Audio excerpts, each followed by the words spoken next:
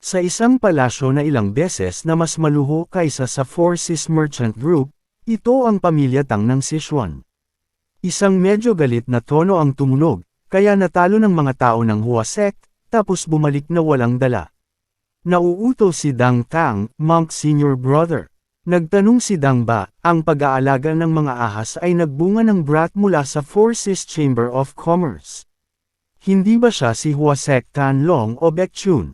Sumagot si Dang Tang, oo. Nagtanong ulit si Dang ba, alam mo ba kung ano ang ibig sabihin nito? Sumagot si Dang Tang, alam ko. Nagtanong ulit si Dang ba, alam mo ba kung bakit naninigas pa rin ang iyong mga tuhod? Ikaw ang pangunahing linya ng pamilya, anak ng pinuno ng pamilya, alam mo ba kung ano ang mangyayari kapag natalo ka ng isang hindi kilalang pawn na nagngangalang Zhou? Tapos malalaman ng lahat ng tao sa kapital kung ano ang mangyayari.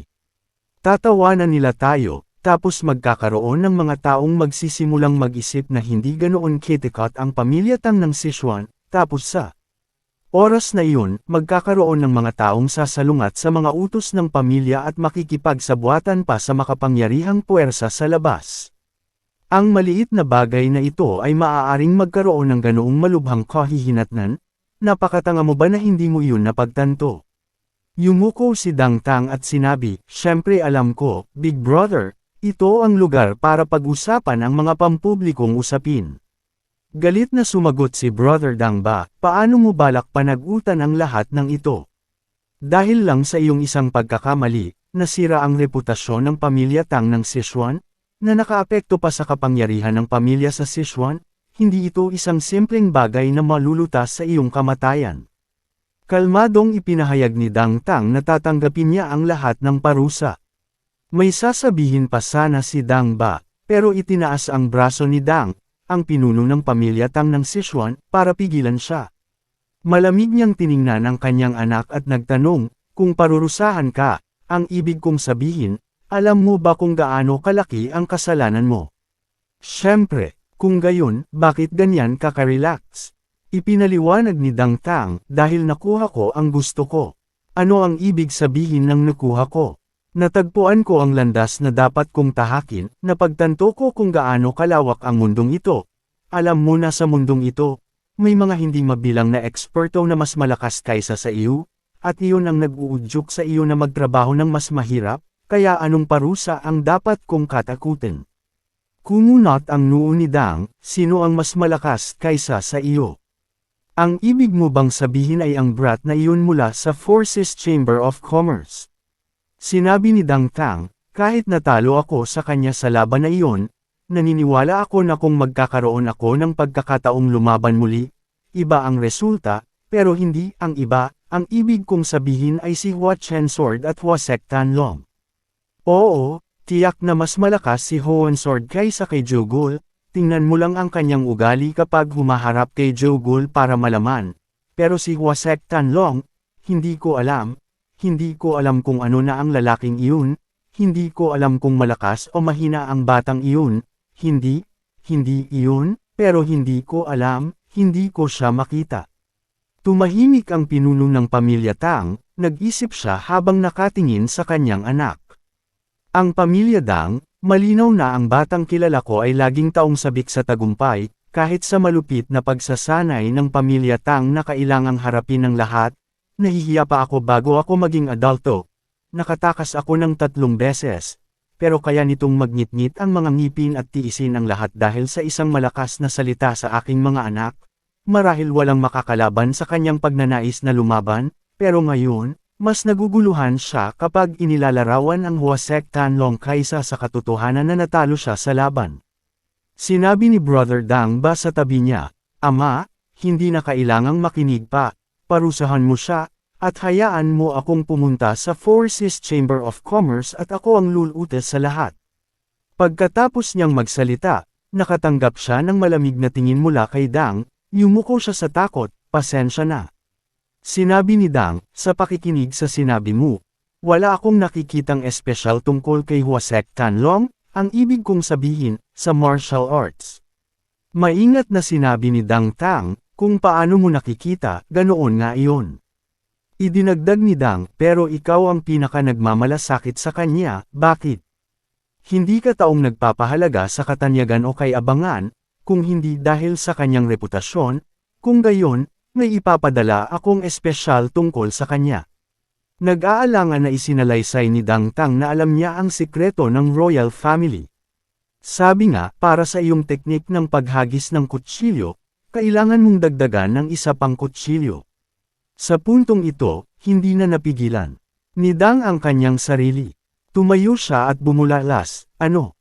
Alam niya ang 12 kutsilyong lumilipad. Imposible, hindi ka panipaniwala ito. Kung ang pagbebenta ng heavenly flowers o mga invisible poisons ay naging sikat na sa mundo, maaari pa iyon, pero ito ay isang sikreto na matagal nang nawala sa royal family at nananatiling lubos na confidential. Alam ba niya ang pag-iral nito? Sa kasalukuyan, walang nakakaalam sa mundo tungkol sa pag-iral ng 12 kutsilyong lumilipad. Kung hindi niya narinig mula sa sinuman, paano niya malalaman ang tungkol sa 12 kutsilyong lumilipad? Matapos ang ilang sandali ng pagkawala, nagbigay siya ng utos, bumalik kayo at sabihin sa akin ang mga detalye ng laban. Huwag kayong magkulang ng anumang detalye. Pagbalik sa Forces Chamber of Commerce, matapos marinig na ayaw pumunta ni Chung Mayang, galit na itinaas ni Baekchun ang kanyang boses, bakit ayaw mong pumunta? Bakit ka gumagawa ng gulo rito? Ibinabaling niya ang kanyang ulo at nagtampo, matatag sa kanyang opinyon. Kung ayaw mong pumunta, ayos lang, pero nang tanungin kung bakit, hinawakan niya ang kanyang ulo at tumingin sa kisame. Sa huli, hindi na niya napigilan ang sarili at sumigaw para ilabas ang kanyang galit. Kung gayon, manatili ka rito. Pupunta kami ni Lula Tu sa Yunnan. Pupunta kami sa Yunnan. Manatili ka rito at magpatuloy sa iyong buhay. Walang pakialam si Chung Mayang, oo, kahit ano. Ang ugaling ito ay nagpagalit kay Baekchun. Biglang nagtanong si Lula Tu, pero kapatid, hindi ba papabayaan ng pamilya Tang ito? Paano nila papabayaan iyon? Tiyak na pupuntahan nila tayo. Ipinaliwanag niya, kaya kailangan nating pumunta agad sa yan. Ang pananatili rito ay magdudulot lamang ng mas maraming gulo. Ang sumunod na tanong ay nagpatigil sa kanya. Kung gayon, paano ang Forces Chamber of Commerce? Sa kabilang banda, habang isinasalaysay ang lahat, hindi napigilan ng homeowner ang pagkamangha. Natalo pa rin siya kahit na may kaunting dark violence. Bukod dito, sa pamamagitan lamang ng pagtingin sa kaunting dark violence, napagtanto niya ang pangangailangan ng 12 kutsilyong lumilipad. Imposible, kung makikilala natin iyon batay lamang doon, kung gayon, ang antas ng martial arts ng batang iyon ay higit pa sa akin. Halimaw, hindi, dapat siyang tawaging demonyo. Mabilis niyang sinabi, maghanda kayong umalis. Opo. Dito, muling sinuri ni Lula Tu ang insidente kagabi. Nang ahas ang pamilya Tang na pumasok dito at gumawa ng gulo, na nagpapatunay na seryoso sila sa pagpapababa sa reputasyon ni Jogul, pero nabigo sila. Napahiya pa ako. Kinabahan si Baekchun at tumingin sa homeowner, sandali lang, ang ibig kong sabihin, sinadya nilang hayaan tayong umalis. Patuloy niya, pupunta man tayo o hindi, pupunta sila. At tunay nga, naglabas ng utos ang hukbong militar kasabay ng iyong sinabi. Pupunta ako doon mismo. Forces Chamber of Commerce, pareho silang nag-uusap tungkol sa lugar na iyon. Namutla ang mukha ni Baekchun sandali. Ngayong pupunta tayo sa yan, kailangan din nating isipin ang Chamber of Commerce. Nakalimutan ko na pupunta rito ang Tang Sect para gumawa ng gulo. Kaya ito ang dahilan kung bakit ayaw umalis ni Chung Mayang, o may iba pa. Sumigaw siya, nagpapahirap ako sa lahat dahil dito. Guildmaster, baka kailangan nating ipagpaliban. Hindi na tayo makakapunta sa Yunnan. Mananatili tayo rito pansamantala, hindi pupunta kahit saan hanggang malutas ang lahat sa Tang Sect. Tapos, aalamin natin. Nagulat ang homeowner, young master. Ipinahayag niya, ang gulo na ito ay dahil sa amin, kaya kailangan nating managot dito. Tumutol si Chung Mayang, kakaiba ito. Bakit nangyari ito sa atin? Dahil ito sa kapatid ko. Galit ako, tumahimik ka. Tumayo si Patriarch Chu at nagpaalala sa lahat, alam niyo na kung gaano kadelikado ang Tang sect nila. Kahit na natalo ni Chu si Dang Tang, kung ihahambing sa tunay na lakas ng Tang sect, si Dang Tang ay bata pa lamang. Pakiusap, umalis na kayo rito agad. Hindi tama ito. Umalis na kayo agad, huwag na kayong manatili rito, kung hindi, malalagay sa peligro ang buhay nyo. Sumingit si Chung Mayang, huli na, dumating na sila ng mas maaga kaysa sa inaakala ko. Mukhang dumating na sila. Pagkatapos niyang magsalita, dumating ang boses ng General Manager, homeowner. Binuksan ng matanda ang pinto at nag-anunsyo ng may takot, ang master ng Tang sect ng Sichuan, nandito siya. Agad na namutla ang mukha ni Patriarch Chu, tapos na. Nagpakita ng takot ang kanyang mukha. Nagulat si Zhou Gul, ano? Bigla ring nagtanong si Yun Zhong, dumating ang master ng hall. Usapin lang ito ng ilang batang nag-aaway, dumayo pa ang master ng Sichuan Hall. Tumawa ng malakas si Chung Mayang at bumulalas, oh my God, bakit pupunta ang ganoong importanteng tao sa Merchant Guild na ito? Bumagsak si Patriarch Chu sa lupa. Nagpanik si Baek Chun at sumigaw, homeowner. Nakaupo ang matanda doon, bumubulong, ang master ng Tum Hall, personal na pumunta rito, personal. Inalalayan siya ni Baek Chun, bumalik ang kanyang katinoan at nagtanong, nasaan ang master ng Tum Hall ngayon? Sumagot ang general manager, naghihintay siya sa inyo sa pangunahing gate. Lihim na umasa si Master Chu na personal na pupunta ang master ng Tum Hall. Marahil, may pag-asa pa ako. Kung gusto niyang sirain ang Chamber of Commerce, kailangan lang niyang magpadala ng isang tao para umatake rito. Naghintay pa rin ang sect master hanggang lumabas ang Merchant Guild Master para salubungin siya, na nangangahulugang gusto pa rin niyang panatilihin ang pinakamababang paggalang sa Four Seas Merchant Guild. Bago siya lumabas, seryoso siyang nagpayo, mahal kong anak. Opo, tatay, pangako mo sa akin, mula ngayon, anuman ang mangyari, hindi ka lalabas dyan.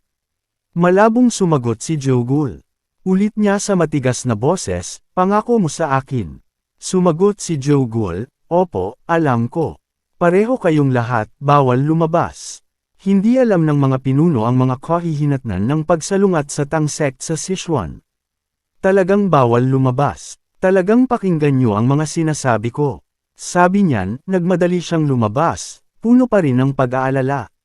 Sa totoo lang, gusto kong sabihin sa lahat na tumakbo, pero tutal, dumating na ang sect master sa lugar na ito, kaya imposibleng tumakas.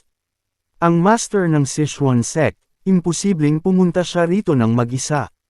Marahil, napaligiran na ngayon ang buong Forces Chamber of Commerce. Ang Forces Chamber of Commerce ay masasabing parang isda sa cutting board. Sa oras na ito, dumating na ang master ng pamilya sa gate ng pamilya. Tumayo siya ng tahimik sa harap nito sandali. Sa likod ng pintong ito, may naghihintay na tigre sa atin, hindi, masasabing ang sect master ay higit pa sa tigre. Napakakatakot na tao na pumunta rito para wasakin tayo. Maaraw noon, at biglang lumitaw ang maitim na ulap. Kahit na pinagpapawisan siya ng husto, sa huli, kinailangan niyang magbigay ng utos, buksan ng lahat ang pinto. Dahan-daang bumukas ang pinto, at yumuko rin siya. Dumating na ang taong iyon. May anino na nagkukubli sa labas. Ang taong kinatatakutan natin at ayaw nating makaharap ng maayos, dahil lagi tayong kailangang yumuko sa takot, ay dumating na. Isang hari, si Dang. Dumating din iyon ng makapal ang maitim na ulap. Mabilis na yumuko ang master of the house. Isang karangalan para sa akin na makilala ang master ng Tang sect, sabi ni Patriarch Chu.